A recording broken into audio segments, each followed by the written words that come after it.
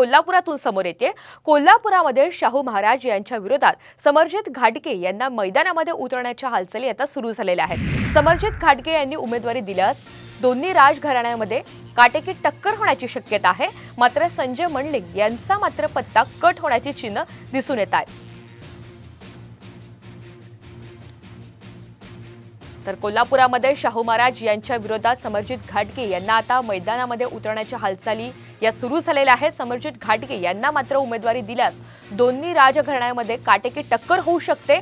संजय मंडलिक यांचा मात्र पत्ता कट होण्याची चिन्ह दिसून येत आहेत।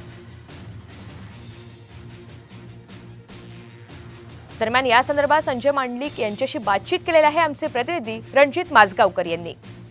कोल्हापूरचे खासदार संजय मंडलिक आपल्यासोबत आहेत, आपण त्यांच्याशी बातचीत करणार आहोत। साहेब, लोकसभेच्या निवडणुकीची आता नावं निश्चित होत चाललेली आहेत।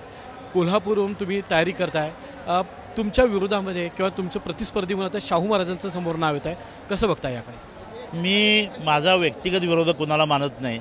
याचं कारण म्हणजे मी भारतीय जनता पक्ष, शिवसेना आणि राष्ट्रवादीच्या युतीतर्फे उभा आहे। दुसऱ्या बाजूला आघाडीचे उमेदवार कोण असणार आहेत मला आजपर्यंत काय माहिती नाही। देशात आता कुणीतरी फार मोठे नेते आहेत, तिने एक यादी तयार करावी आणि सगळ्यांनाच बिनविरोध द्यायचा प्रस्ताव आला तर हा खरं म्हटलं तर निवडणुका हा लोकशाहीचा उत्सव आहे।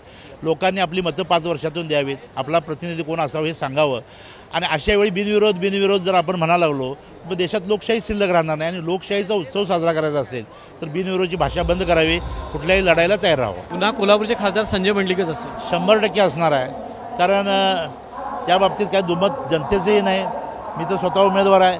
कॅमेरामन सचिन सावंत सोबत मी रणजित माजगावकर, साम टीव्ही, कोल्हापूर।